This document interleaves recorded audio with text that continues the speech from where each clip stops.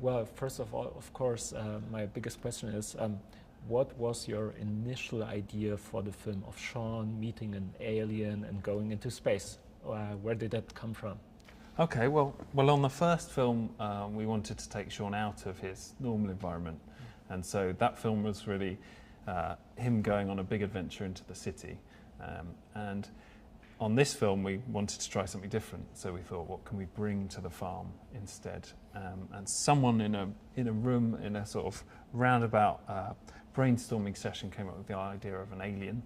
So from that idea, it snowballed into an alien crash lands near the farm, and Shaun and this alien Lula, they get on really well. They're quite similar, and then go off on a big adventure together.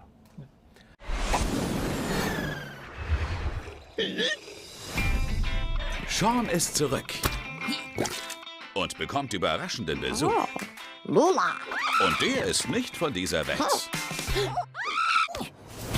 Sie findet schnell heraus, wie zuckersüß das Leben auf der Erde ist.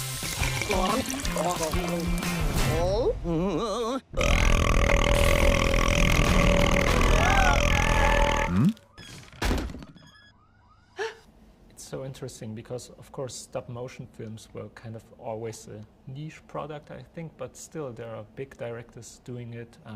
What draws you into making stop-motion feature films? What is it about that technique or about quality of the films that draws you in? Well, first and foremost, I think that draws us in is the story, and so the technique is sort of secondary. Like, we wanted to create a sort of like a story about two best friends going on an adventure, and then the fact that we happen to make sort of like stop-motion films is the way we were going to do it. I think there's a sort of quality to it. When you just see the sets, there's a sort of magic to it that people know it's sort of handmade, and sort of like every sort of blade of grass is built by someone here, and sort of like you can sort of see the puppet moving, and sort of like that's what I think people engage with. But first and foremost for us, it's the story more than anything else. Yeah. Well, because it's so hard to grasp if you've never been on a set, I think like this, how much of like material do you shot during a normal shooting day? How much of film do you actually shoot? The animators, they animate about 2 seconds a day, and that's why it takes a whole year of filming with a team of about 30 animators, all working in units like this one, and each individual frame of movement is done by hand. But before that, we spend a year and a half just working on the story. So we want to make sure that the whole film works before the animators get close to animating anything, because what we can't do is really reshoot anything. We can't do footage that we're not going to use in the film. When we do have to cut something out of the film, it's quite painful for everyone, but as Rich was saying, ultimately we want to make the best story we can, so that's always in the back of our minds. So how does the process working with the animators work actually? Are you guys on set, or are you guys just looking at the tapes or advising them beforehand? Yeah, we do a bit of everything really.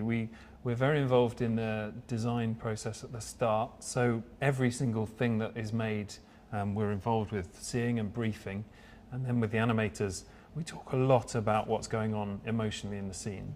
And Rich and I will go into a live action video unit. So we've got a camera set up and we'll perform and act out with the animators. So we sort of role play what's going to happen in the scene. And often we'll do many takes just to try and find the perfect performance. And then we leave the animators to it. But if it's a really complex or long shot, we'll check in on them during the filming. Okay. Because you said it, like 2 seconds a day seems also it's quite impossible to grasp when you compare it maybe to normal feature film. But do you guys ever get like tired or frustrated because it's such a long, such a demanding process?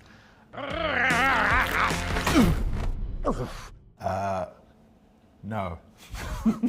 We're very patient. So the idea is like when we turn cameras over and start shooting, we've already spent over 1.5 years with the story, so it's like we've lived it and we've tried every variation of it, so that like when we get to the animation stage, like we talk to the animators about like all the decisions that were made and sort of why Shaun thinks this way or why Lula behaves this way. So it's like, by that point, it's like, I wish it could go faster, but I'm very used to sort of taking my time by that point.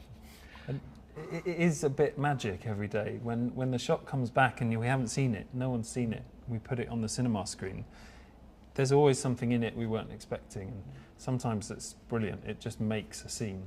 So that's a really lovely part of the waiting, is that at the end of it you get to see a bit of magic. Maybe for the last question, what was the most challenging aspect about the film? Maybe something you didn't expect beforehand, but then were like, oh my God, what did we do? There are so many. It's really hard to choose because it's challenging on so many levels, but in a great way. You know, it's a really good challenge. So there's the story, obviously, is the biggest, I think, challenge. But if I was to pick something practical, it would be our spaceship, because it was the most complicated thing we'd built, but it was also incredibly small. So when we first got our spaceship together, and it had taken many months of development and planning, hundreds of individual lights, and it involved a huge team of people here. We've got it on set, we've got the characters inside it, and it was so hard to actually get them to move around because it was so small. So then we had to redesign it in a way that let us shoot all the scenes. And there's a lot of shots inside that UFO that we had to reinvent. Yeah. There's a few set pieces, particularly towards the end, which require loads and loads of hazmats and sort of moving cameras and like a giant set like the underground base, and sort of like just coordinating everyone moving all at the same time, and the sort of like the animators sort of like their tenacity to sort of bring it together. It's so funny. It's just, but it was like a huge logistical challenge. Okay. Thank you so much, guys, for the talk, and well, good luck with film, of course. Yeah. Thank you very much. Thank you. Thank you. Shaun das Schaf, UFO-Alarm.